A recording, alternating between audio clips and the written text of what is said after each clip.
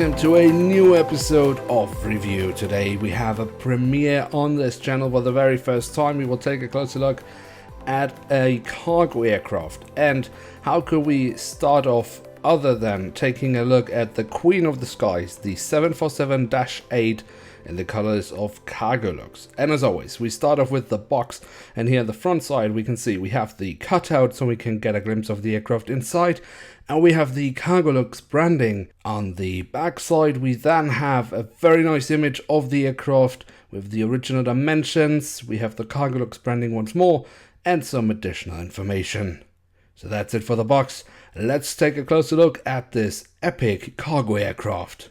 And here she is, the Queen of the Skies, the Boeing 747-8 in the current colors of Cargolux. As I mentioned before, this is indeed the very first time that I'm doing a review of a cargo aircraft on this channel. So let's dive straight in and take a look at the tail section of this aircraft. And here we have on the vertical stabilizer the Luxair branding. On top of that we have the flag of Luxembourg, which of course is also the point of origin from this airline. Then on the fuselage we have the full registration code and we have the aircraft type specification. If we then move from the back of the aircraft all the way to the front of the aircraft, we can see along the fuselage the writing of Cargolux. Then we also have the flag of the European Union. Then we do also have the name of the aircraft. In this case it's simply City of Luxembourg. We have the crest of Luxembourg and then some more branding for Luxembourg.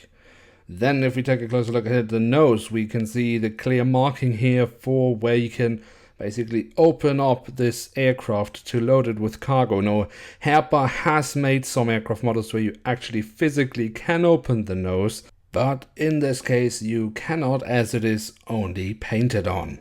Now the 747-8 uses almost the same type of engines as the Dreamliner. It's basically just a slightly different model within the same series of engines. And if we take a look at the engine nacelles, we can see here they look very nice indeed. Of course, if you take a look at the back side of the engine nacelles, we can clearly see the very nice details here. This is definitely one of the highlights for me on this aircraft. And also if we look into the engines, we have the fan blades that are made very nicely.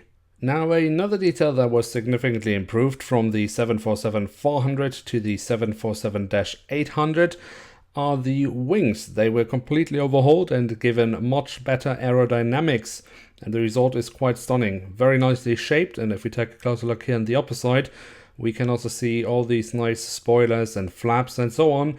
Very decent. And also on the underside that looks pretty alright if you ask me. And there we also have the full registration code of the aircraft once more. But we have many more nice details on the undercarriage that we should take a quick look at. And of course here we can see the Cargolux branding, which is on the front of the aircraft. And actually it's twice. It's also here on the tip of the aircraft, which makes sense because in real life this part would basically be tipped up when they're loading the aircraft, and then you would have the Cargolux very visible from the outside. And of course we should take a quick look also on the landing gear here in the front. In my opinion that is actually pretty good, and also the main landing gear, that is very nice. Pretty decent for a 1:500 scale aircraft. That is, I think, pretty much the best that Herpa Wings can offer in this scale at the moment. So that is pretty nice. Obviously in a 1:400 scale this would be even better, but for a 1:500 scale that is, I think, very good. And then last but not least, we should also take a quick look at the other doors to the cargo compartment of this aircraft here in the back side of the aircraft. And of course also here in the front of the aircraft. And with that we've reached the end of today's episode. Now if you have enjoyed this review of a cargo aircraft and would like me to do more such reviews of cargo aircraft, then be sure to let me know by smashing that like button. That would be very much appreciated. And if you're new around here, why not hit subscribe? That would be absolutely awesome. And don't miss out on the next episode of review, where we will take a closer look at an Airbus A320-200 of the Spanish low-cost carrier Vueling. Now until then, I would like to say thank you very much for watching. Hope to see you soon again. I'm checking out, and bye.